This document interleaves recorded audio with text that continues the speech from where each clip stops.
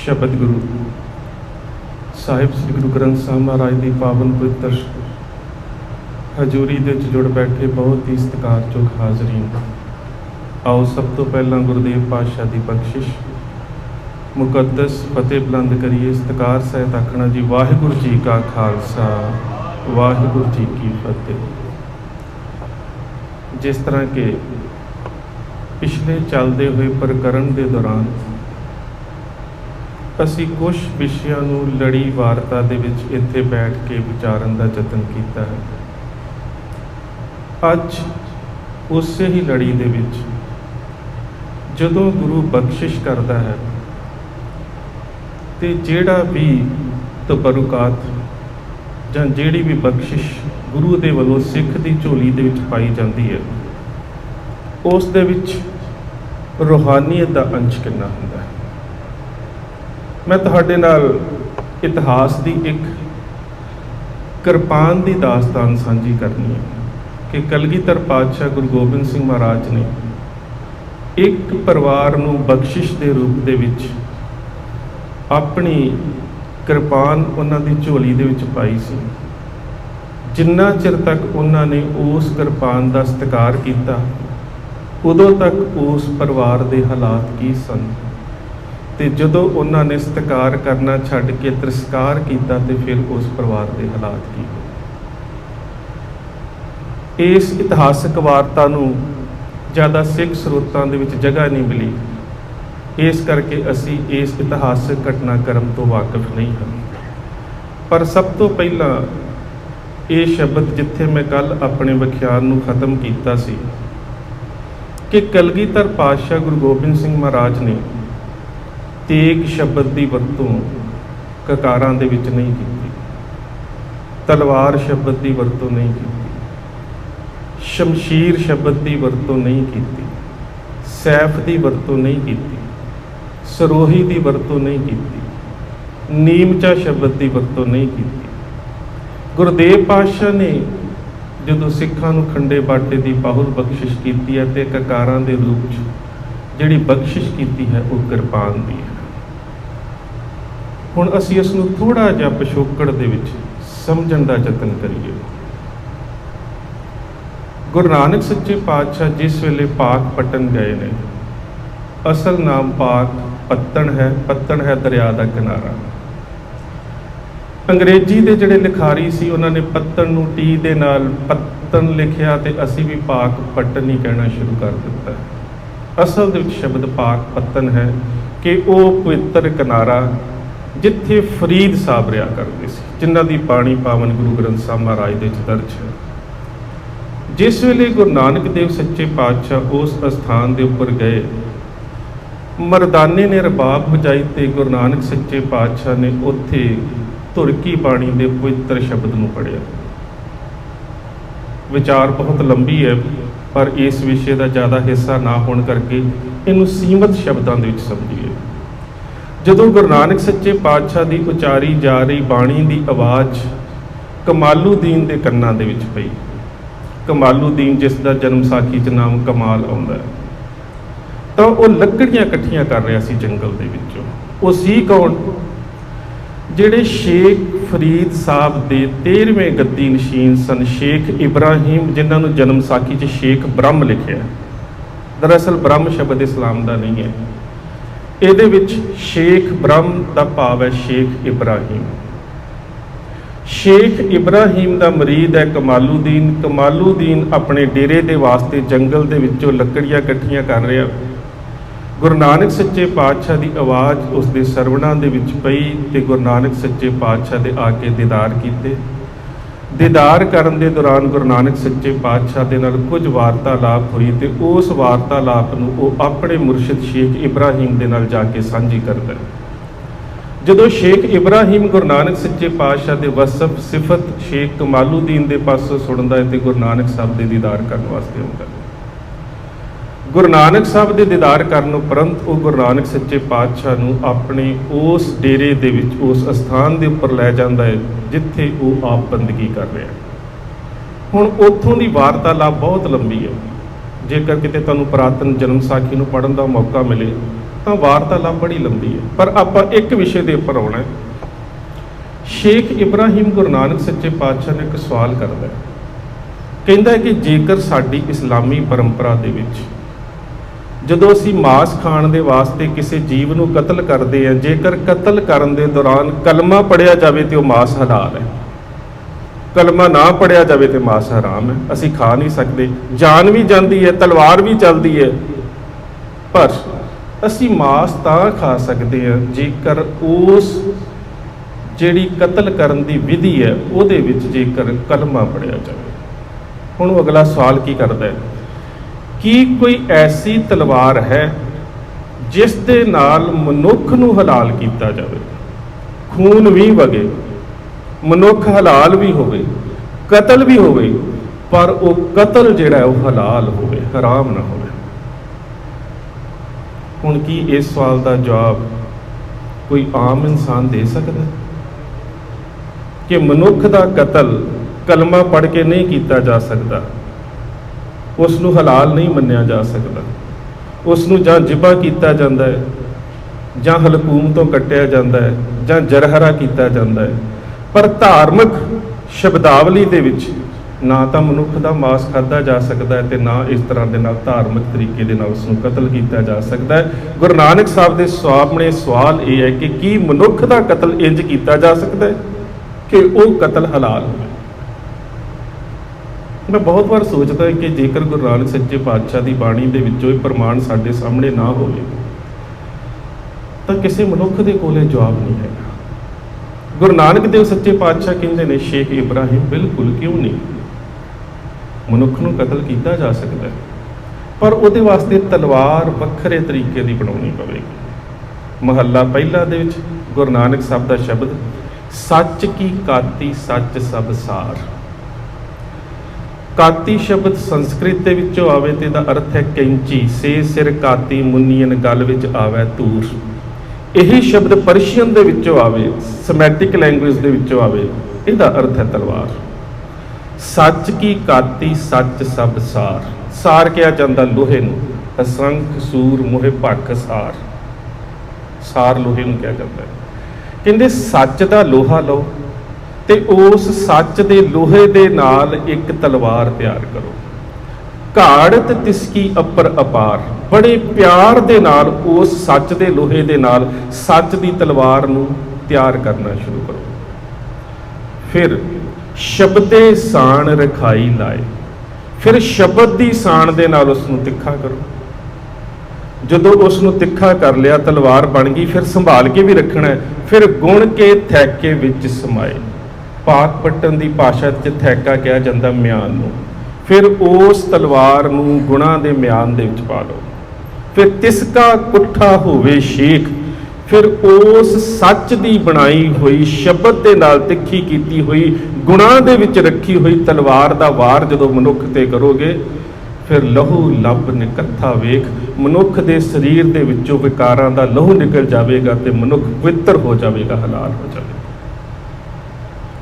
ਸੋ ਇਹ ਗੁਰਦੇਵ ਪਾਤਸ਼ਾਹ ਨੇ ਮਨੁੱਖ ਨੂੰ ਹਲਾਲ ਕਰਨ ਦੀ ਵਿਧ ਦੱਸੀ ਹੈ ਕਿ ਸ਼ਬਦ ਦੇ ਵਿੱਚ ਇੰਨੀ ਤਾਕਤ ਹੈ ਕਿ ਜਿਹਦੇ ਸਦਕਾ ਮਨੁੱਖ ਦੇ ਜਿਸਮ ਦੇ ਵਿੱਚੋਂ ਵਿਕਾਰਾਂ ਦਾ ਲਹੂ ਬਾਹਰ ਚਲਾ ਜਾਂਦਾ ਹੈ। ਗੁਰੂ ਨਾਨਕ ਸੱਚੇ ਪਾਤਸ਼ਾਹ ਨੇ ਤਲਵਾਰ ਦੇ ਬਾਰੇ ਆਪਣੀ ਪਾਵਨ ਬਾਣੀ 'ਚ ਤੇਗ ਸ਼ਬਦ ਵੀ ਵਰਤਿਆ। ਮੁਗਲ ਪਠਾਣਾ ਭਈ ਲੜਾਈ, ਰਣ ਮੈਂ ਤੇਗ ਵਗਾਈ, ਉਨੀ ਤੁਪ ਕਤਾਨ ਚਲਾਈ, ਉਨੀ ਹਸਤ ਚੜਾਈ। ਤੇਗ ਸ਼ਬਦ ਵੀ ਵਰਤਿਆ। ਗਾਤਰੇ ਦੇ ਵਾਸਤੇ ਤੇਗ ਬੰਦ ਸ਼ਬਦ ਗੁਰੂ ਨਾਨਕ ਸਾਹਿਬ ਨੇ ਵਰਤਿਆ। ਕਹਾ ਸੁ ਤੇਗ ਬੰਦ ਗਾਡੇ ਰੜ, ਕਹਾ ਸੁ ਲਾਲ ਕਵਾਈ। ਤੇਗ ਬੰਦ ਗਾਡੇ ਰੜ ਸ਼ਬਦ ਜਿਹੜਾ ਮੈਂ ਤਿੰਨ ਵਿਆਖਿਆਕਾਰਾਂ ਨੂੰ ਪੜ੍ਹਨ ਦਾ ਸਮਝਣ ਦਾ ਯਤਨ ਕੀਤਾ ਹੈ। ਇੱਕ ਨੇ ਅਰਥ ਕੀਤੇ ਨੇ ਕਿ ਗਾਡੇ ਰੜ ਦਾ ਭਾਵ ਹੈ ਪਸ਼ਮੀਨੇ ਦੇ ਗਾਤਰੇ। ਇੱਕ ਨੇ ਅਰਥ ਕੀਤਾ ਹੈ ਕਿ ਗੱਡਿਆਂ ਦੇ ਉੱਪਰ ਚੜੀ ਹੋਈ ਫੌਜ। ਇੱਕ ਨੇ ਅਰਥ ਕੀਤਾ ਹੈ ਕਿ ਰਣ ਦੇ ਵਿੱਚ ਪੈਰ ਗੱਡ ਕੇ ਲੜਨ ਵਾਲੇ। ਸੋ ਇਹ ਤਾਂ ਮੈਂ ਅਕਸਰ ਹੀ ਕਹਿੰਦਾ ਹੁੰਦਾ ਕਿ ਪਾਣੀ ਜਿਹੜੀ ਸਾਡੀ ਗੁਰੂ ਪਾਤਸ਼ਾਹ ਦੀ ਉਚਾਰੀ ਹੈ ਨਾ, ਇਹਦੇ ਅਸਲ ਅਰਥ ਤਾਂ ਨਿਰੰਕਾਰ ਹੀ ਜਾਣਦਾ ਹੈ।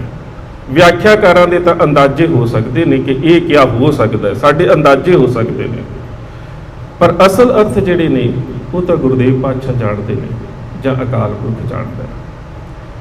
ਸੋ ਉਸ ਤੋਂ ਬਾਅਦ ਜਿਹੜਾ ਤੇਗ ਸ਼ਬਦ ਹੈ, ਇਸ ਦਾ ਅਰਥ ਹੈ ਸੂਰਜ ਦੀ ਕਿਰਨ, ਸਮੈਟਿਕ ਚੋਂ ਆਇਆ।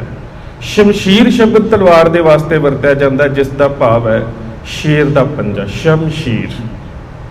ਤੀਸਰਾ ਸ਼ਬਦ ਵਰਤਿਆ ਜਾਂਦਾ ਤਲਵਾਰ, ਮੂਲ ਸ਼ਬਦ ਹੈ ਤਰਵਾਰ, ਤਲਵਾਰ ਦਾ ਭਾਵ ਹੈ ਥੱਲੇ ਡਿੱਗੇ ਹੋਏ ਤੇ ਵਾਰ ਕਰਨ ਵਾਲੇ। ਸੋ ਗੁਰਦੇਵ ਪਾਤਸ਼ਾਹ ਨੇ ਇਹ ਸ਼ਬਦ ਕਿਰਪਾਨ ਕਿਉਂ ਵਰਤਿਆ?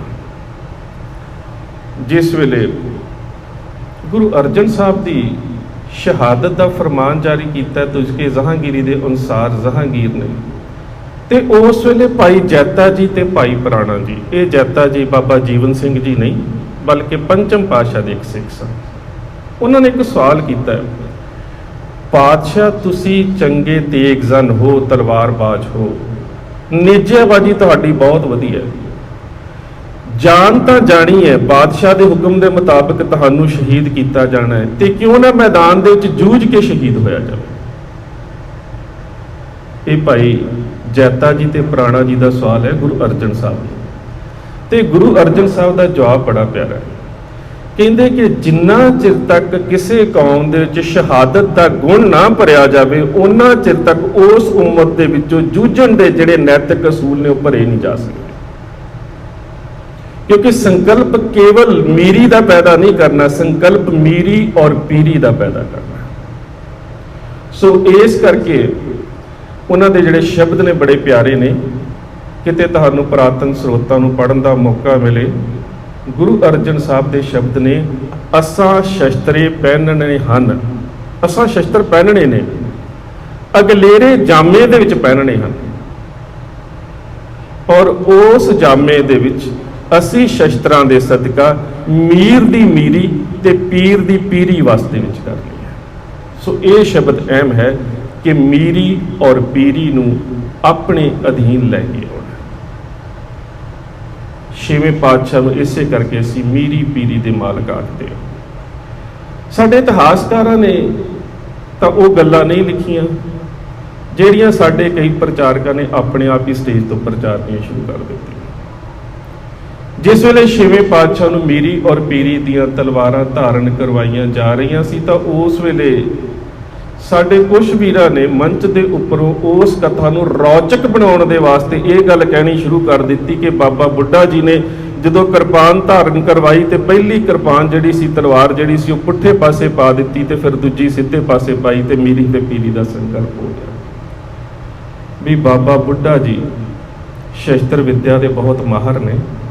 ਛੇਵੇਂ ਪਾਤਸ਼ਾਹ ਨੂੰ ਸ਼ਸਤਰ ਵਿੱਦਿਆ ਦੀ ਸਿਖਲਾਈ ਦੀ ਜ਼ਿੰਮੇਵਾਰੀ ਬਾਬਾ ਬੁੱਢਾ ਜੀ ਨੂੰ ਤੇ ਭਾਈ ਪਰਾਗਾ ਜੀ ਨੂੰ ਗੁਰੂ ਅਰਜਨ ਸਾਹਿਬ ਨੇ ਦਿੱਤੀ ਸੀ।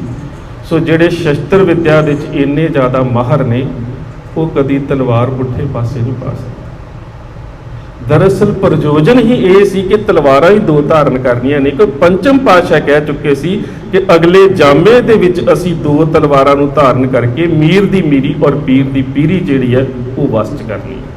ਹੁਣ ਮੀਰੀ ਔਰ ਪੀਰੀ ਸ਼ਬਦ ਇਹ ਦੋਵੇਂ ਸਮੈਟਿਕ ਲੈਂਗੁਏਜ ਦੇ ਵਿੱਚੋਂ ਨੇ, ਸਾਮੀ ਭਾਸ਼ਾ ਦੇ ਵਿੱਚੋਂ ਨੇ, ਅਰਬੀ ਦੇ ਵਿੱਚੋਂ ਆਏ ਨੇ, ਉਸ ਤੋਂ ਉਪਰੰਤ ਫਾਰਸੀ ਦੇ ਵਿੱਚ, ਤੇ ਇਹਨਾਂ ਸ਼ਬਦਾਂ ਨੂੰ ਇਕੱਠੇ ਰੂਪ 'ਚ ਜੇਕਰ ਵਰਤਿਆ ਗਿਆ ਤੇ ਗੁਰੂ ਨਾਨਕ ਸਾਹਿਬ ਨੇ ਵਰਤਿਆ। ਇਸੇ ਕਰਕੇ ਅਸੀਂ ਕਹਿੰਦੇ ਹਾਂ ਕਿ ਮੀਰੀ ਔਰ ਪੀਰੀ ਨੂੰ ਪ੍ਰਗਟ ਕੀਤਾ ਛੇਵੇਂ ਪਾਤਸ਼ਾਹ ਨੇ। ਮੀਰੀ ਔਰ ਪੀਰੀ ਦਾ ਸੰਕਲਪ ਗੁਰੂ ਨਾਨਕ ਸਾਹਿਬ ਨੇ ਦੇ ਦਿੱਤਾ ਸੀ, ਕਿਉਂਕਿ ਗੁਰੂ ਨਾਨਕ ਸਾਹਿਬ ਨੇ ਇਹ ਗੱਲ ਸਮਝਾ ਦਿੱਤੀ ਸੀ ਕਿ ਜੇਕਰ ਮੀਰ ਦੇ ਕੋਲ, ਤਲਵਾਰਬਾਜ਼ ਜੁਝਾਰੂ ਦੇ ਕੋਲ ਜੇਕਰ ਪੀਰੀ ਨਹੀਂ ਹੈ, ਰੂਹਾਨੀਅਤ ਨਹੀਂ ਹੈ, ਉਹ ਜ਼ਾਲਮ ਹੋ ਜਾਵੇਗਾ।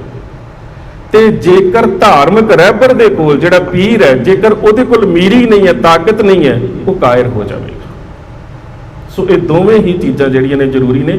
ਗੁਰੂ ਨਾਨਕ ਸਾਹਿਬ ਨੇ ਬੜਾ ਪਿਆਰਾ ਪ੍ਰਮਾਣ ਦੇ ਕੇ ਸਾਨੂੰ ਦੱਸਿਆ, ਕੋਟੀ ਹੂ ਪੀਰ ਵਰਜ ਰਹਾਏ ਜਾਂ ਮੀਰ ਸੁਣਿਆ ਤਾਇਆ। ਜਦੋਂ ਪਤਾ ਲੱਗਾ ਕਿ ਬਾਬਰ ਮੀਰ ਹਮਲਾਵਰ ਹੋ ਕੇ ਆ ਰਿਹਾ ਹੈ ਤੇ ਇੱਥੋਂ ਦੇ ਲੋਕਾਂ ਨੇ ਧਾਰਮਿਕ ਤੌਰ ਤੇ ਪੀਰਾਂ ਦੀ ਆਰਾਧਨਾ ਸ਼ੁਰੂ ਕੀਤੀ ਤੇ ਇੱਥੋਂ ਦੇ ਪਠਾਣਾਂ ਨੂੰ ਕਹਿ ਦਿੱਤਾ ਜੰਗ ਲੜਨ ਦੀ ਲੋੜ ਨਹੀਂ, ਅਸੀਂ ਤਾਂ ਮੰਤਰ ਹੀ ਐਸੇ ਪੜ੍ਹਨੇ ਨੇ, ਹਵਨ ਹੀ ਐਸੇ ਕਰਨੇ ਨੇ, ਜਗ ਹੀ ਐਸੇ ਕਰਨੇ ਨੇ, ਯਜੁਰਵੇਦ ਦੇ ਵਿੱਚੋਂ ਪੀਰਾਂ ਦੀ ਆਰਾਧਨਾ ਇੰਨੀ ਕਰਨੀ ਹੈ ਕਿ ਬਾਬਰ ਦੀ ਆਉਣ ਵਾਲੀ ਫੌਜ ਨੇ ਅੰਨੀ ਹੋ ਜਾਣਾ। ਕਾਰਨ ਕੀ ਹੈ? ਕੋਲ ਮੀਰੀ ਨਹੀਂ ਸੀ ਤੇ ਪੀਰੀ ਜਿਹੜੀ ਹੈ ਉਹ ਵੀ ਅਧੂਰੀ ਸੀ, ਉਹ ਵੀ ਕਰਮਕਾਂਡਾਂ ਤੱਕ ਸੀਮਤ ਸੀ। ਪਾਤਸ਼ਾਹ ਫਿਰ ਕਹਿੰਦੇ ਨੇ ਕਿ ਕੋਟੀ ਹੂ ਪੀਰ ਵਰਜ ਰਹਾਏ ਜਾਂ ਮੀਰ ਸੁਣਿਆ ਤਾਇਆ, ਕੋਈ ਮੁਗਲ ਨਾ ਹੁਆ ਅੰਧਾ, ਕਿਨੇ ਨਾ ਪਰਚਾ ਲਾਇਆ, ਥਾਨ ਮੁਕਾਮ ਜਲੇ ਬਿਜ ਮੰਦਰ, ਮੁੱਛ ਮੁੱਛ ਹੋਏ ਰੁਲਾਇਆ। ਨਾ ਕੋਈ ਅੰਨਾ ਹੋਇਆ, ਨਾ ਕਿਸੇ ਦਾ ਨੁਕਸਾਨ ਹੋਇਆ, ਕੇਵਲ ਤੇ ਕੇਵਲ ਹੋਇਆ ਕਿ ਹਿੰਦੁਸਤਾਨ ਗੁਲਾਮ ਹੋ ਗਿਆ। ਹੁਣ ਜਦੋਂ 6ਵੇਂ ਪਾਤਸ਼ਾਹ ਗੁਰਤਾ ਗੱਦੀ ਤੇ ਬਿਰਾਜਮਾਨ ਹੁੰਦੇ ਨੇ ਤੇ ਭਾਈ ਸਾਹਿਬ ਭਾਈ ਗੁਰਦਾਸ ਜੀ ਉਹਨਾਂ ਦੇ ਵਾਸਤੇ ਇੱਕ ਸ਼ਬਦ ਬੜਾ ਪਿਆਰਾ ਵਰਤਿਆ, ਪੰਜ ਪਿਆਲੇ ਪੰਜ ਪੀਰ ਛਠਮ ਪੀਰ ਬੈਠਾ ਗੁਰ ਭਾਰੀ। ਜਿਹੜੇ ਸਾਡੇ ਪਹਿਲੇ ਪੰਜ ਗੁਰੂ ਸਾਹਿਬਾਨ ਨੇ, ਪਿਆਲਾ ਕਿਹਾ ਜਾਂਦਾ ਧਾਰਨ ਕਰਨ ਵਾਲਾ ਸੀਰ ਦੇ ਰੂਪ ਚ, ਉਹਨਾਂ ਕੋਲ ਰੂਹਾਨੀਅਤ ਹੈ ਤੇ 6ਵੇਂ ਪਾਤਸ਼ਾਹ ਨੇ ਉਸ ਰੂਹਾਨੀਅਤ ਦੇ ਨਾਲ ਗੁਰ ਭਾਰੀ ਹੋਣ ਦਾ ਸਬੂਤ ਤੇ ਸੰਕੇਤ ਦਿੰਦਿਆਂ ਮੀਰੀ ਨੂੰ ਵੀ ਉਹਦੇ ਚ ਸ਼ਾਮਲ ਕਰ ਲਿਆ। ਛਠਮ ਪੀਰ ਬੈਠਾ ਗੁਰ ਭਾਰੀ, ਕਿ ਹੁਣ ਗੁਰੂ ਦੇ ਕੋਲ ਪੀਰੀ ਦੇ ਨਾਲ ਨਾਲ ਮੀਰੀ ਵੀ ਹੈ। ਦਲ ਭੰਜਨ ਗੁਰ ਸੂਰਮਾ ਵੱਡ ਜੋਧਾ ਬਹੁ ਪਰਉਪਕਾਰੀ, ਇਹ ਦੋਵੇਂ ਚੀਜ਼ਾਂ ਆ ਗਈਆਂ। ਜਿਸ ਦੇ ਕੋਲ ਮੀਰੀ ਹੈ ਉਹੀ ਦਲ ਭੰਜਨ ਹੋ ਸਕਦਾ ਹੈ, ਉਹੀ ਸੂਰਮਾ ਹੋ ਸਕਦਾ ਹੈ, ਪਰ ਉਹ ਸੂਰਮਾ ਪਰਉਪਕਾਰੀ ਤਾਂ ਹੋ ਸਕਦਾ ਹੈ ਜਿਹਦੇ ਕੋਲ ਪੀਰੀ ਵੀ ਹੈ। ਦਲ ਭੰਜਨ ਗੁਰ ਸੂਰਮਾ ਵੱਡ ਜੋਧਾ ਬਹੁ ਪਰਉਪਕਾਰੀ। ਸੋ ਗੁਰੂ ਹਰਗੋਬਿੰਦ ਸਾਹਿਬ ਦੇ ਕੋਲ ਮੀਰੀ ਵੀ ਹੈ ਔਰ ਪੀਰੀ ਵੀ ਹੈ। ਇਸੇ ਕਰਕੇ ਜਦੋਂ ਪਾਤਸ਼ਾਹ ਦੋ ਤਲਵਾਰਾਂ ਧਾਰਨ ਕਰਦੇ ਨੇ, ਅਕਾਲ ਬੁੰਗੇ ਨੂੰ ਸੰਸਾਰ ਦੇ ਵਿੱਚ ਪ੍ਰਗਟ ਕਰਦੇ ਨੇ, ਉਸ ਵੇਲੇ ਸੁਰ ਸਿੰਘ ਪਿੰਡ ਦੇ ਰਹਿਣ ਵਾਲੇ ਦੋ ਢਾਡੀ ਨੱਥਮਲ ਤੇ ਅਬਦੁੱਲਾ ਆਪਣੀ ਰਚਨਾ ਦੇ ਵਿੱਚ ਗੁਰਦੇਵ ਪਾਤਸ਼ਾਹ ਦੀ ਸਿਫਤ ਕਰਦੇ ਨੇ। ਦੋ ਤਲਵਾਰੀ ਬੱਧੀਆਂ, ਇੱਕ ਮੀਰ ਦੀ, ਇੱਕ ਪੀਰ ਦੀ, ਇੱਕ ਅਜ਼ਮਤ ਦੀ, ਇੱਕ ਰਾਜ ਦੀ, ਇੱਕ ਰਾਖੀ ਕਰੇ ਵਜ਼ੀਰ ਦੀ, ਹਿੰਮਤ ਬਾਹਾਂ ਕੋਟਗੜ ਦਰਵਾਜ਼ਾ ਬਲਖ ਬਖੀਰ ਦੀ, ਨਾਲ ਸਿਪਾਹੀ ਨੀਲ ਨਲ ਮਾਰ ਦੁਸ਼ਟਾ ਕਰੇ ਤਾਕੀਰ ਦੀ, ਪੱਗ ਤੇਰੀ ਕੀ ਜਹਾਂਗੀਰ ਦੀ। ਸੋ ਇੱਥੇ ਢਾਡੀ ਨੱਥਮਲ ਔਰ ਅਬਦੁੱਲਾ ਨੇ ਇਹ ਦੋਵੇਂ ਚੀਜ਼ਾਂ ਸਾਡੇ ਸਾਹਮਣੇ ਪ੍ਰਗਟ ਕਰ ਦਿੱਤੀਆਂ ਕਿ ਇੱਕ ਤਲਵਾਰ ਜਿਹੜੀ ਪਹਿਨੀ ਗਈ ਹੈ ਉਹ ਅਜ਼ਮਤ ਦੀ ਹੈ, ਦੂਜੀ ਤਲਵਾਰ ਜਿਹੜੀ ਰਾਜ ਦੀ ਹੈ। ਜਿਹੜੀ ਰਾਜਸੀ ਸੱਤਾ ਦੀ ਤਲਵਾਰ ਹੈ ਉਹ ਤਲਵਾਰ ਮੀਰੀ ਦੀ ਹੈ, ਜਿਹੜੀ ਰੂਹਾਨੀਅਤ ਦੀ ਸੱਤਾ ਦੀ ਤਲਵਾਰ ਹੈ ਉਹ ਤਲਵਾਰ ਪੀਰੀ ਦੀ ਹੈ। ਸੋ ਮੀਰੀ ਔਰ ਪੀਰੀ, ਭਗਤੀ ਔਰ ਸ਼ਕਤੀ, ਸ਼ਸਤਰ ਔਰ ਸ਼ਾਸਤਰ, ਇਹ ਜਿਹੜੇ ਸਾਰੇ ਸੰਕਲਪ ਨੇ ਇਹਨਾਂ ਦੀ ਸੁਮੇਲਤਾ ਹੈ ਸਿੱਖ ਧਰਮ ਦੇ ਵਿੱਚ, ਜਿਨ੍ਹਾਂ ਨੂੰ ਇਹਨਾਂ ਦੋ ਢਾਡੀਆਂ ਨੇ ਬੜੇ ਹੀ ਪਿਆਰੇ ਰੂਪ ਵਿੱਚ ਪ੍ਰਗਟ ਕੀਤਾ ਹੈ। ਹੁਣ 6ਵੇਂ ਪਾਤਸ਼ਾਹ ਦੇ ਫਰਜ਼ੰਦ ਗੁਰੂ ਤੇਗ ਬਹਾਦਰ ਸਾਹਿਬ, ਗੁਰੂ ਤੇਗ ਬਹਾਦਰ ਸਾਹਿਬ ਜਦੋਂ ਅਸੀਂ ਉਹਨਾਂ ਦਾ ਜ਼ਿਕਰ ਕਰਦੇ ਹਾਂ ਤੇ ਉਹਨਾਂ ਦੀ ਸ਼ਹਾਦਤ ਦਾ ਜ਼ਿਕਰ ਕਰਦੇ ਆ, ਸਾਡੇ ਸਾਹਮਣੇ ਉਹਨਾਂ ਦੇ ਜੀਵਨ ਚਰਿੱਤਰ ਔਰ ਉਹਨਾਂ ਦੀ ਜੀਵਨ ਸ਼ੈਲੀ ਦੇ ਬਾਰੇ ਕੁਝ ਸ਼ਬਦ ਹੁੰਦੇ ਨੇ ਕਿ ਪਾਤਸ਼ਾਹ ਤਿਆਗ ਦੀ ਮੂਰਤ ਨੇ, ਪਾਤਸ਼ਾਹ ਨਿਰਮਾਣਤਾ ਦੀ ਮੂਰਤ ਨੇ, ਪਾਤਸ਼ਾਹ ਨਿਰਮਲਤਾ ਦੀ ਮੂਰਤ ਨੇ, ਪਾਤਸ਼ਾਹ ਬਹੁਤ ਹੀ ਜ਼ਿਆਦਾ ਜਿਸ ਨੂੰ ਕਹਿ ਸਕਦੇ ਹਾਂ ਕਿ ਰੂਹਾਨੀਅਤ ਦੀ ਮੂਰਤ ਨੇ, ਜਿਸ ਨੂੰ ਭਾਈ ਨੰਦ ਲਾਲ ਜੀ ਕਹਿੰਦੇ ਨੇ ਤੇਗ ਬਹਾਦਰ ਰਾਹ ਸਰਾਪਾ ਅਫਜ਼ਾਲ ਜ਼ੀਨਤ ਅਰਾਏ ਮਹਿਫਿਲ ਜ਼ਾਹੋ ਜ਼ਲਾਲ, ਕਿ ਗੁਰੂ ਤੇਗ ਬਹਾਦਰ ਸਾਹਿਬ ਰੂਹ ਤੋਂ ਲੈ ਕੇ ਕਰਮ ਦੇ ਨਾਲ, ਰਹਿਮਤ ਦੇ ਨਾਲ ਭਰੇ ਹੋਏ ਨੇ। ਪਰ ਅਸੀਂ ਉਹਨਾਂ ਦੇ ਜੀਵਨ ਦਾ ਇੱਕ ਪੱਖ ਬਹੁਤ ਘੱਟ ਸਾਂਝਾ ਕਰਦੇ ਹਾਂ, ਉਹ ਹੈ ਭੈ ਕਾਹੂ ਕੋ ਦੇਤ ਨੇ ਨਹਿ ਪੈ ਮਾਨਤ ਆਨ, ਕਹੋ ਨਾਨਕ ਸੁਨਰੇ ਮਨਾ ਗਿਆਨੀ ਤਾਹੇ ਪਖਾਨ। ਕਿ ਨਾ ਕਿਸੇ ਨੂੰ ਡਰ ਦੇਣਾ ਹੈ, ਨਾ ਕਿਸੇ ਦਾ ਡਰ ਮੰਨਣਾ ਹੈ, ਤੇ ਡਰ ਨਾ ਮੰਨਣਾ ਤੇ ਨਾ ਡਰ ਦੇਣਾ, ਇਹ ਉਹੀ ਸ਼ਖਸੀਅਤ ਜੇ ਉਹੀ ਰਹਿਬਰ ਕਰ ਸਕਦਾ ਜਿਹਦੇ ਕੋਲ ਮੀਰੀ ਔਰ ਪੀਰੀ ਦਾ ਸੰਕਲਪ ਹੈ। ਸ਼ਾਇਦ ਤੁਹਾਨੂੰ ਯਾਦ ਹੋਵੇ, ਇਤਿਹਾਸ 'ਚ ਪੜ੍ਹਿਆ ਹੋਵੇ, ਗੁਰੂ ਤੇਗ ਬਹਾਦਰ ਸਾਹਿਬ ਨੇ ਆਪਣੇ ਜੀਵਨ ਦੇ ਵਿੱਚ 14 ਸਾਲ ਦੀ ਉਮਰ 'ਚ ਜੰਗ ਲੜੀ ਹੈ ਤੇ ਜਦੋਂ ਇਸ ਜੰਗ ਨੂੰ ਲੜ ਰਹੇ ਸੀ ਕਰਤਾਰਪੁਰ ਦੇ ਵਿੱਚ, ਉਹਨਾਂ ਦੇ ਵਿਆਹ ਹੋਏ ਨੂੰ ਅਜੇ ਕੁਝ ਮਹੀਨੇ ਹੋਏ ਸੀ। ਮਾਤਾ ਨਾਨਕੀ ਜੀ ਨੇ ਇੱਕ ਕਾਸਤ ਦੇ ਇੱਕ ਮੈਸੇਂਜਰ, ਇੱਕ ਸੁਨੇਹਾ ਦੇਣ ਵਾਲੇ ਦੇ ਹੱਥ ਸੁਨੇਹਾ ਭੇਜਿਆ ਕਿ ਬੇਟਾ ਜੀ ਸਵੇਰ ਤੋਂ ਮੈਦਾਨੇ ਜੰਗ 'ਚ ਜੂਝ ਰਹੇ ਹੋ, ਸ਼ਾਮ ਢਲਣ ਵਾਲੀ ਹੋ ਚੱਲੀ ਹੈ, ਥੱਕ ਗਏ ਹੋਵੋਗੇ, ਘਰ ਆ ਜਾਓ। ਤੇ ਗੁਰੂ ਤੇਗ ਬਹਾਦਰ ਸਾਹਿਬ ਦਾ ਜਵਾਬ ਬੜਾ ਪਿਆਰਾ ਹੈ, ਰਣ ਛੋੜ ਆਤ ਸੂਰ ਧਰਮ ਨਾਹੀ। ਮੈਦਾਨੇ ਜੰਗ ਦੇ ਵਿੱਚੋਂ ਚਲਦੀ ਜੰਗ ਨੂੰ ਛੱਡ ਕੇ ਆ ਜਾਣਾ ਸੂਰਮੇ ਦਾ ਧਰਮ ਨਹੀਂ। ਇਹ ਗੁਰੂ ਤੇਗ ਬਹਾਦਰ ਸਾਹਿਬ ਦਾ ਜਵਾਬ ਹੈ, ਰਣ ਛੋੜ ਆਤ ਸੂਰ ਧਰਮ ਨਾਹੀ, ਨਹਿ ਹਟੇ ਤਨ ਨਹਿ ਹਟੇ ਜੰਗ। ਸੂਰਮਾ ਮੈਦਾਨੇ ਜੰਗ ਦੇ ਵਿੱਚੋਂ ਦੋ ਹਾਲਾਤ ਦੇ ਵਿੱਚ ਵਾਪਸ ਆਉਂਦਾ ਹੈ, ਜਾਂ ਤਾਂ ਜੰਗ ਜਿੱਤ ਕੇ ਜੇਤੂ ਜਰਨੈਲ ਦੇ ਰੂਪ ਦੇ ਵਿੱਚ, ਤੇ ਜਾਂ ਫਿਰ ਮੈਦਾਨੇ ਜੰਗ ਦੇ ਵਿੱਚ ਆਪਣੀ ਜਾਨ ਦੇ ਕੇ ਸ਼ਹੀਦ ਦੇ ਰੂਪ ਦੇ ਵਿੱਚ।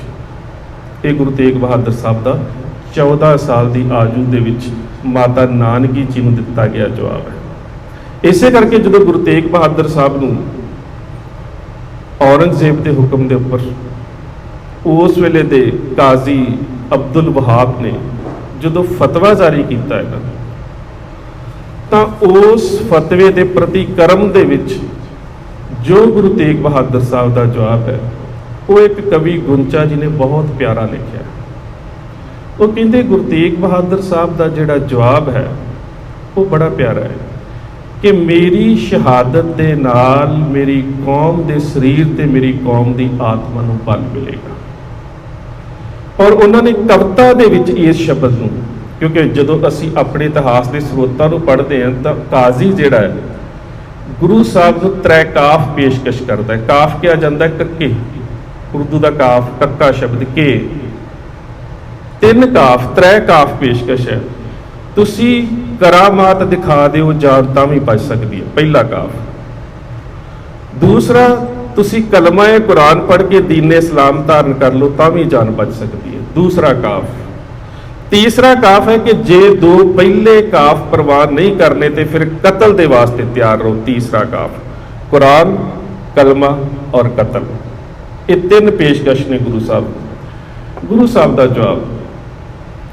ਜੇਕਰ ਮੈਂ ਕਲਮਾ-ਏ ਕੁਰਾਨ ਪੜ੍ਹ ਕੇ ਦੀਨ ਇਸਲਾਮ ਨੂੰ ਧਾਰਨ ਕਰਦਾ ਹੈ ਤੇ ਮੇਰੀ ਕੌਮ ਦੀ ਸਰੀਰਕ ਮੌਤ ਹੁੰਦੀ ਹੈ।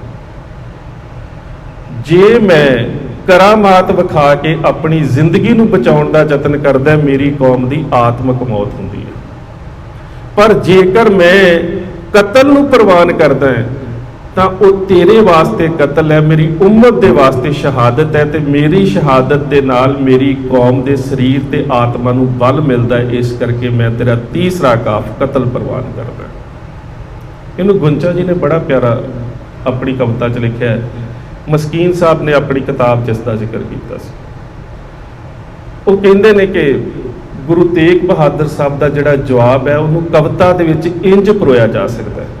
ਉਹ ਕਹਿੰਦੇ, ਮੈਂ ਹਾਂ ਤੇਗ ਤੇ ਪਰਖ ਲੈ ਤੇਗ ਤੂੰ, 1-2 ਨਹੀਂ ਪਰਖ ਲੈ 100 ਤੇਗਾਂ। ਮੈਂ ਤਾਂ ਜੰਮਦਿਆਂ ਤੇਗਾਂ ਦੀ ਸ਼ਾਮ ਆਣੀ, ਮੇਰਾ ਕੁਝ ਨਹੀਂ ਸਕਦੀਆਂ ਖੋਹ ਤੇਗਾਂ। ਮੇਰੇ ਪਿਤਾ ਦੀ ਅਣਖ ਬਹਾਦਰੀ ਤੇ ਰਿਆ ਪਰਖਦਾ ਤੇਰਾ ਪਿਓ ਤੇਗਾ। ਮੇਰੇ ਪਿਤਾ ਦੀ ਅਣਖ ਬਹਾਦਰੀ ਤੇ ਰਿਆ ਪਰਖਦਾ ਤੇਰਾ ਪਿਓ ਤੇਗਾ।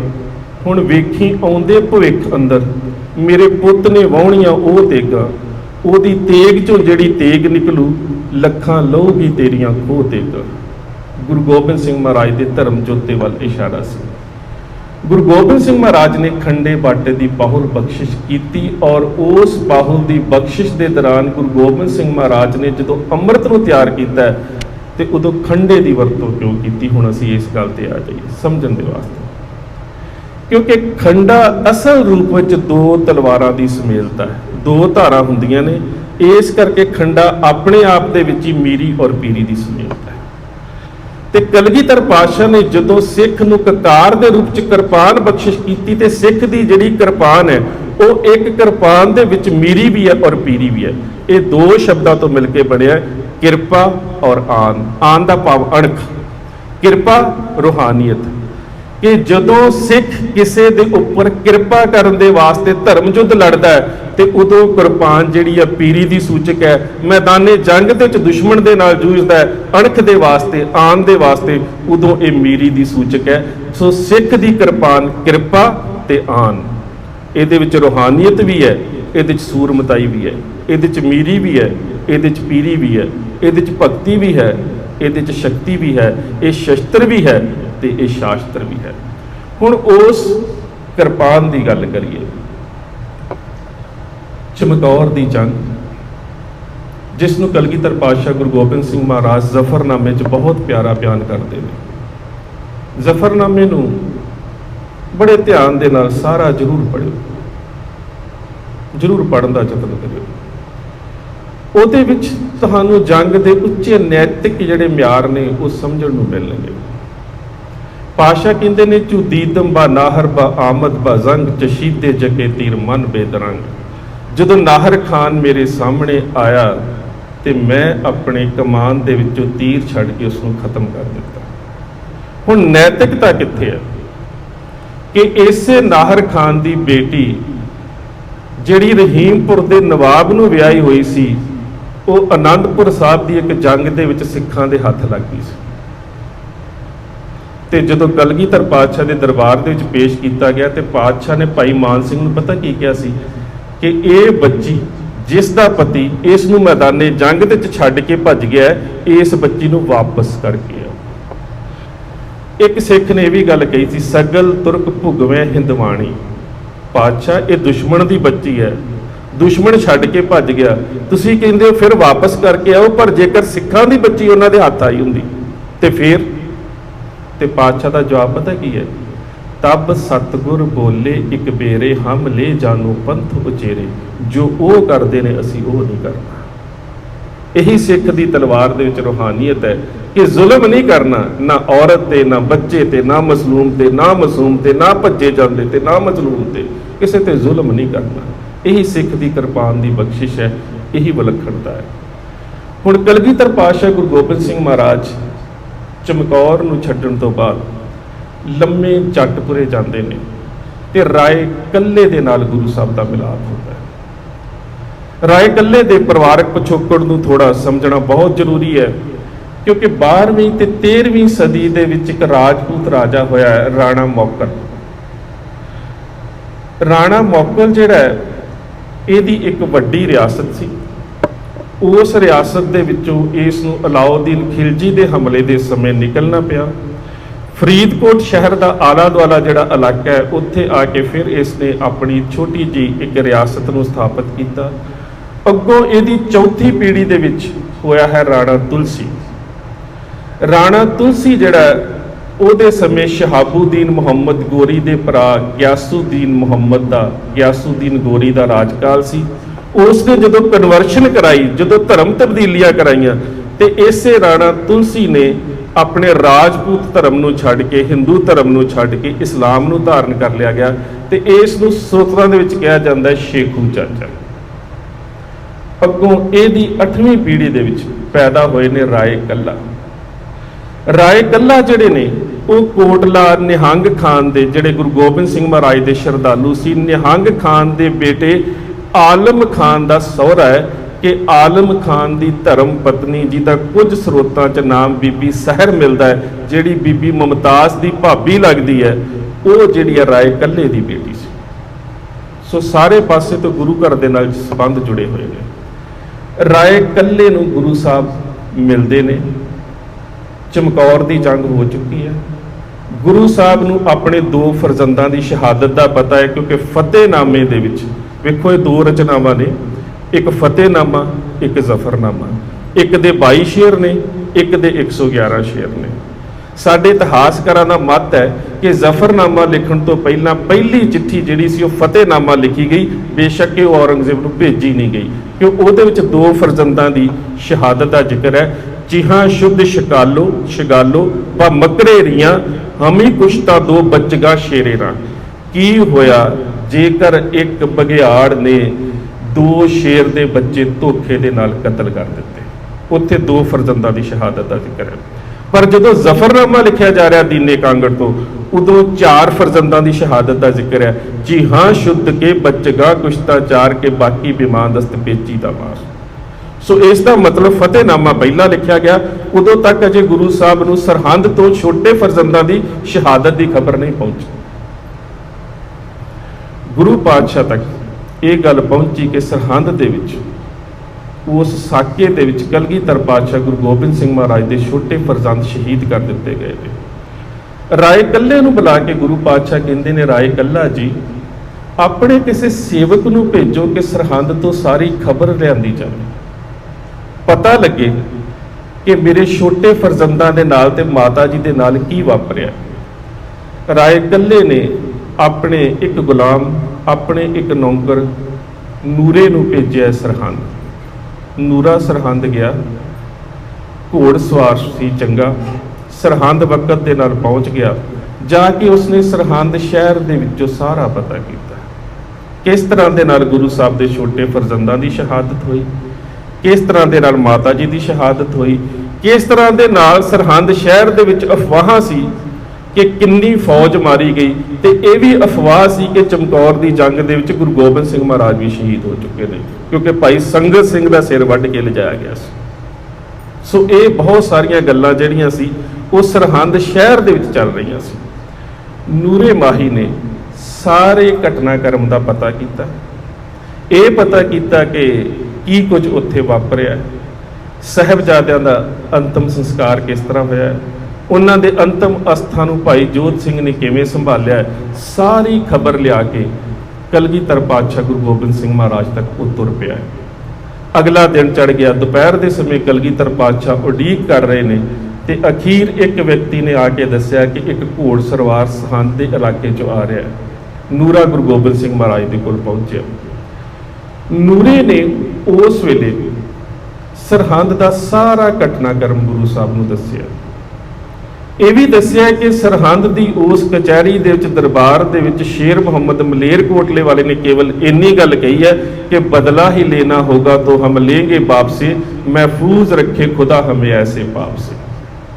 कि जेकर मैं बदला लेना होया तो मैदाने जंग दे विच गुरु गोबिंद सिंह दे नाल जूझांगा, पर मेरी आत्मा ये इजाजत नहीं दिंदी कि मैं गुरु गोबिंद सिंह महाराज के छोटे छोटे फरजंदां नूं कतल कर देवां। क्योंकि वजीर खान ने कहा सी कि तेरा भरा नाहर खान गुरु गोबिंद सिंह के हथों मारिया गया, तेरा भतीजा अनवर खान मारिया गया, नश्तर खान मारिया गया, तेरा भरा ख्वाजा खिजर महमूद अली खान भज के आ गया, तेरी फौज के जरनैल मारे गए, हुण तू गुरु गोबिंद सिंह महाराज के बच्चों को कतल करके अपने भरावां ते भतीजियां का बदला ले सकदा। शेर मोहम्मद खान ने कहा सी नहीं, बदला ही लेना होगा तो हम लेंगे बाप से, महफूज रखे खुदा हमें ऐसे पाप से। मैं ये पाप नहीं कर सकता, मैं गुरु साहब के फरजंदां नूं शहीद नहीं कर सकता। सो ये सारी गल जदों नूरा माही गुरु गोबिंद सिंह महाराज नूं दस रहा है तो उस समय कलगीधर पातशाह गुरु गोबिंद सिंह महाराज अपनी शमशीर की नोक के नाल एक काही का बूटा पुट रहे हैं। वो सारा घटनाक्रम दस रहा है, पातशाह बूटा पुट रहे ने, उसने अपनी गल नूं समाप्त किया है, पातशाह ने बूटा पुट दिता है ते नाल कहा है कि मलेरिया की जड़ हरी रहेगी। बेशक मलेरकोटले की जिहड़ी उन्हां दे परिवार दे विचों 8वीं पीढ़ी दे विच आखिरी राणी सी, उन्हां दी 2 महीने पहला मौत हो चुकी है। हुण वो परिवार जिहड़ा वो 8वीं पीढ़ी च आके खत्म होया। कलगीधर पातशाह गुरु गोबिंद सिंह महाराज कहते कि मलेरिया जिहड़े ने उन्हां दा कोई नुकसान नहीं होवेगा। इसे करके बाबा बंदा सिंह बहादुर के समय भी मलेरकोटले वालियां दा कोई नुकसान नहीं किया गया। इसे करके वड्डे घल्लूघारे तो बाद मलेरकोटले दे जिहड़ा नवाब सी भीखन खान, उसनूं भी सिखां ने इन्ने वड्डे कतलेआम तो बाद माफ़ किया। 1947 दे विच इन्ना वड्डा कतलेआम होया पर मलेरकोटले दे किसी भी मुसलमान का सिखां ने कोई नुकसान नहीं किया, क्योंकि आपां सिख इक्को गल कहंदे सी कि नहीं, इस मुसलमान नवाब ने कलगीधर पातशाह गुरु गोबिंद सिंह महाराज के फरजंदां के हक दे विच हा दा नारा मारिया और असी इसनूं एक कौमीयत के तौर पर एक एहसान के रूप में लिया। पातशाह ने जदों उस काही के बूटे की जड़ नूं पुट्टिया ते नाल ये गल कह दिता कि हुण हिंदुस्तान दे विचों मुगल राज की जड़ पुट्टी गई। ते जिहड़ा राय कल्ला सी वो कहंदा पातशाह मेरे ते बख्शिश कर दिओ। तुसीं ये गल जदों अपनी जुबान तो कह दी है तो मैनूं ये गल ते समझ लग गई है कि राज खत्म, क्योंकि जिहड़ा राय कल्ला है वो दिल्ली दरबार नूं 2 लाख रुपया मुआवजा जिहड़ा हर साल जमा कराया करता सी, जिहदे करके रायकोट के इलाके दे विच इसनूं जगीर रखण की इजाजत दित्ती हुई सी। पातशाह गुरु गोबिंद सिंह महाराज ने उस वेले राय कल्ले की इस खिदमत नूं, इस सेवा नूं वेखदिआं होइआं अपनी वो किरपान जिस दे नाल वो काही का बूटा पुट रहे सी वो राय कल्ले नूं दे दित्ती ते नाल ही कहा कि जिन्ना चिर तक ये तलवार ये किरपान तुहाडे परिवार दे विच रहेगी ते तुसीं सत्कार करोगे, उन्ना चिर तक तुहाडे परिवार का वाल विंगा नहीं होएगा।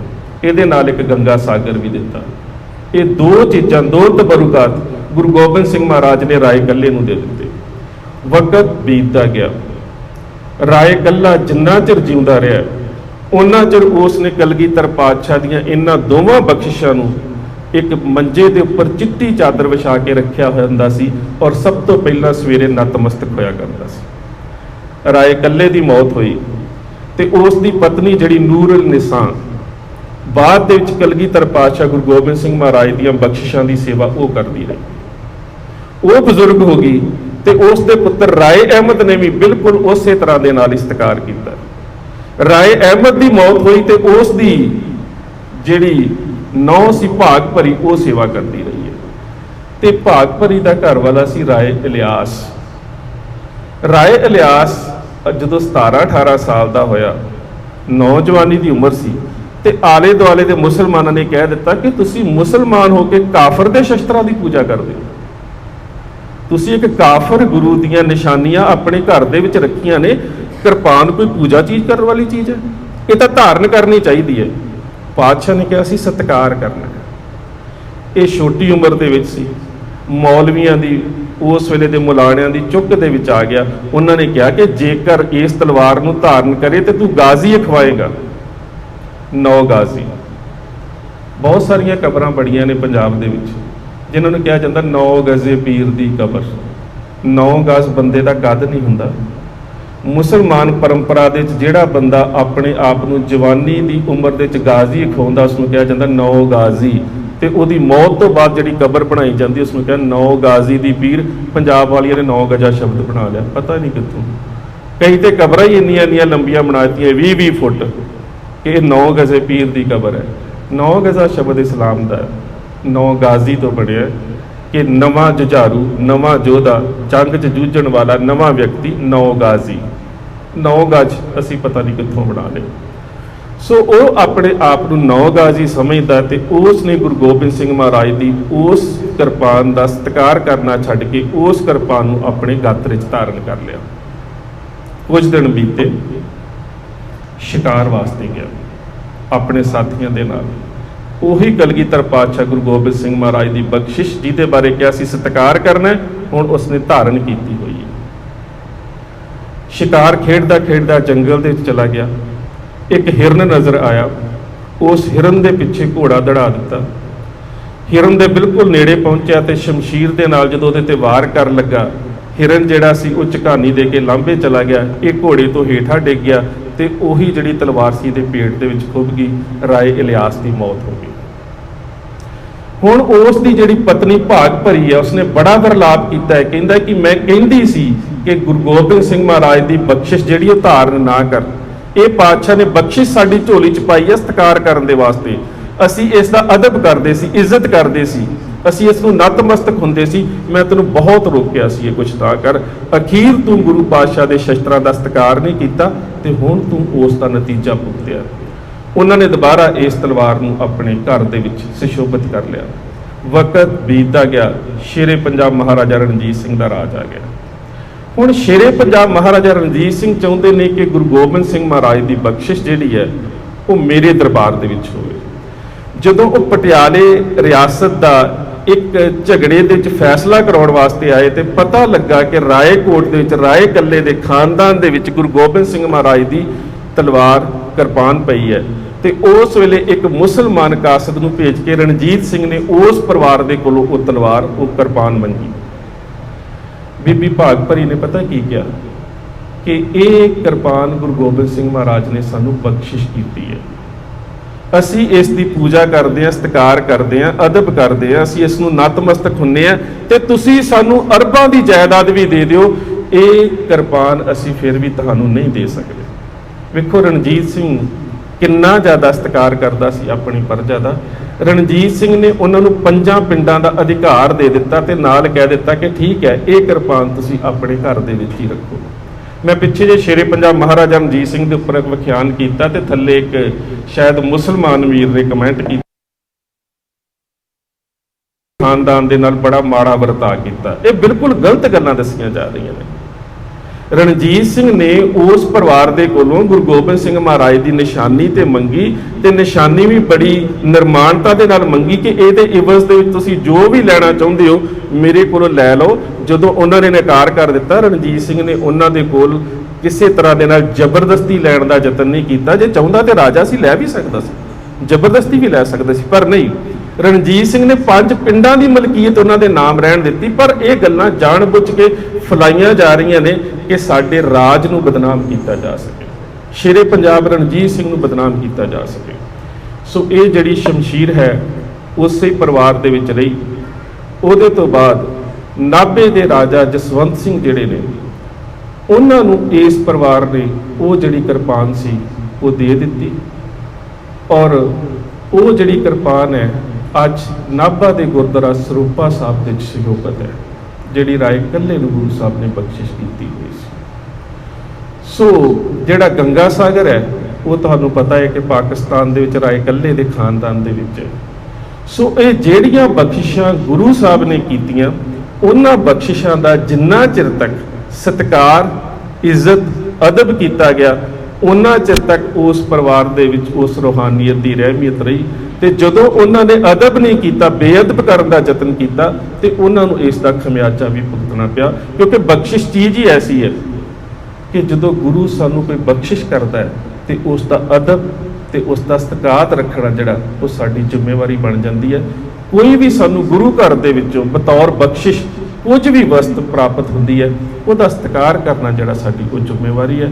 ਸੋ ਅੱਜ ਇਸੇ ਵਿਸ਼ੇ ਨੂੰ ਸਾਂਝਾ ਕਰਨ ਦਾ ਯਤਨ ਕਰਨਾ ਸੀ ਕਿ ਕਲਗੀਧਰ ਪਾਤਸ਼ਾਹ ਗੁਰੂ ਗੋਬਿੰਦ ਸਿੰਘ ਮਹਾਰਾਜ ਦੀ ਬਖਸ਼ਿਸ਼ ਜਿਹੜੀ ਸੀ ਉਹ ਰਾਏ ਕੱਲੇ ਦੇ ਪਰਿਵਾਰ ਦੇ ਵਿੱਚ ਕਿੰਨਾ ਚਿਰ ਤੱਕ ਜਦੋਂ ਸਤਿਕਾਰ ਦੇ ਨਾਲ ਉਸ ਦਾ ਅਦਬ ਕੀਤਾ ਗਿਆ, ਤੇ ਉਦੋਂ ਤੱਕ ਉਹ ਪਰਿਵਾਰ ਦੇ ਵਿੱਚ ਜਿਹੜੀ ਹੈ ਸੁਖ ਸ਼ਾਂਤੀ ਔਰ ਰੂਹਾਨੀਅਤ ਦਾ ਜਿਹੜਾ ਆਲਮ ਸੀ ਉਹ ਬਣਿਆ ਰਿਹਾ। ਤੇ ਸਤਿਕਾਰ ਕੀਤਾ ਤੇ ਉਹਨਾਂ ਨੂੰ ਇਸ ਦਾ ਖਮਿਆਜਾ ਭੁਗਤਣਾ ਪਿਆ। ਨਤੀਜਾ ਇਹੀ ਨਿਕਲਦਾ ਹੈ ਕਿ ਗੁਰੂ ਦੀ ਹਰ ਬਖਸ਼ਿਸ਼ ਦਾ ਅਸੀਂ ਸਤਿਕਾਰ ਕਰਨ ਦਾ ਯਤਨ ਕਰੀਏ।